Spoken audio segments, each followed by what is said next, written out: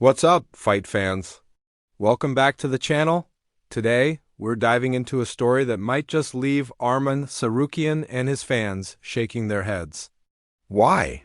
Because Dana White's past justification for giving Colby Covington a controversial title shot is exactly what Arman just did.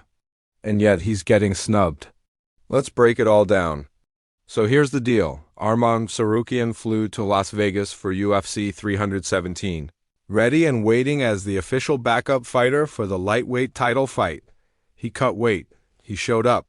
He did everything the UFC asked of him just in case he was needed to step in, and on paper that sounds like a recipe for earning the next shot at the belt, right? Especially since Arman is ranked No. 2 in the division and coming off some big wins.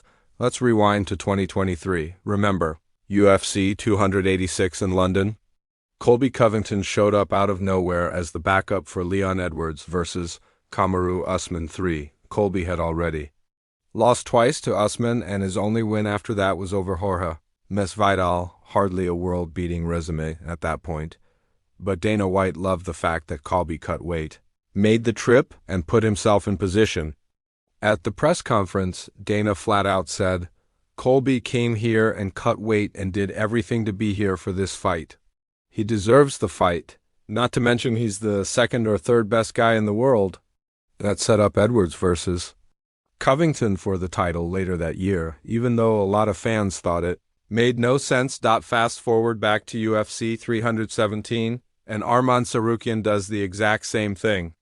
He cuts weight, makes the trip, steps up as backup, and he's even higher ranked than Colby was at the time. So what's the problem? Why isn't Arman getting the next shot? Well, it seems the UFC still hasn't forgiven him for what happened back in January at UFC 311. That's when he was supposed to fight Islam Makhachev for the belt, but reportedly had to pull out at the last minute due to an injury during his weight cut. That left the UFC scrambling to save the main event, and it sounds like Dana and co. haven't forgotten about that. After UFC 317, when asked if Arman was next for the title, Dana simply said, "No, it's a step in the right direction." So while Arman's doing all the right things, he still seems to be paying the price for UFC 311 falling apart. Meanwhile, Dana's own past reasoning for rewarding Colby with a title shot, weighing in as backup and being ranked, apparently doesn't apply to Arman. What do you guys think? Is this unfair to Tsarukyan? Should the UFC stick to the same standards they used for Colby? Or does Arman still need to prove himself after that UFC 311 debacle?